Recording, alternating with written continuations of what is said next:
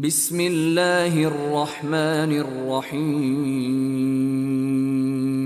حضرت عائشہ رضی اللہ تعالی عنہ بیان کرتی ہیں کہ نبی صلی اللہ علیہ وآلہ وسلم نے اپنی مرض میں فرمایا، مجھ پر 7 مختلف کنوؤں کا پانی ڈالو حتیٰ کہ میں لوگوں کے پاس جاؤں اور ان سے عہد لوں۔ وہ کہتی ہیں، ہم نے آپ صلی اللہ علیہ وآلہ وسلم کو حفصہ رضی اللہ تعالی عنہ کے ٹب میں بٹھایا، پھر ہم نے آپ صلی اللہ علیہ وآلہ وسلم پر پانی بہایا یا ہم نے آپ صلی اللہ علیہ وآلہ وسلم پر پانی چھڑکا، پھر آپ صلی اللہ علیہ وآلہ وسلم نے آرام پایا تو باہر گئے، پھر منبر پر چڑھے اور اللہ کی حمد و ثنا بیان کی اور احد کے شہیدوں کے لیے بخشش کی دعا کی۔ پھر آپ صلی اللہ علیہ وآلہ وسلم نے فرمایا، اما بعد، بے شک انصار میرے ہمراز ہیں جن کے پاس مجھے جگہ ملی، تم ان کے عزت والوں کی عزت کرو اور ان کے برے سے درگزر کرو مگر شرعی حد میں۔ سن لو، اللہ کے بندوں میں سے ایک بندے کو دنیا اور اس چیز کے درمیان جو اللہ کے پاس ہے اختیار دیا گیا ہے، تو اس نے اس چیز کو پسند کیا جو اللہ کے پاس ہے۔ بس ابو بکر رضی اللہ تعالیٰ عنہ رونے لگے اور انہوں نے یقین کر لیا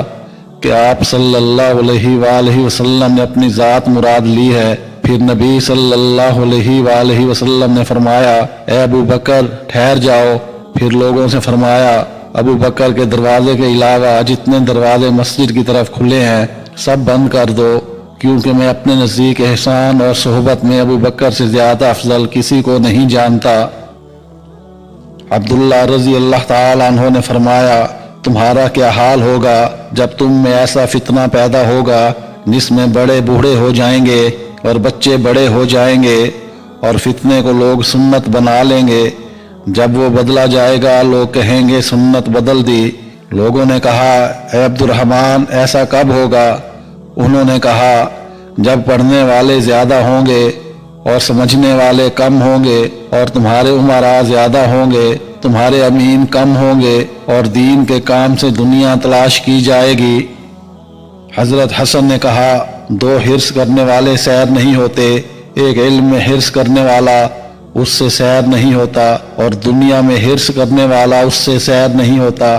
جس شخص کا غم اور رنج اور خواہش آخرت کے متعلق ہو جائے، اللہ تعالیٰ اس کے ذریعے معاش کے لیے کافی ہوتا ہے اور اس کے دل میں اس سے بے پرواہی ڈال دیتا ہے، اور جس شخص کا غم اور رنج اور خواہش دنیا کے متعلق ہو تو اللہ اس کے کاموں کو بکھیر دیتے ہیں اور اس کی فقیری کو اس کی آنکھوں کے سامنے کر دیتا ہے، پھر اس کی ہر صبح و شام فقیری کی حالت میں گزرتی ہے۔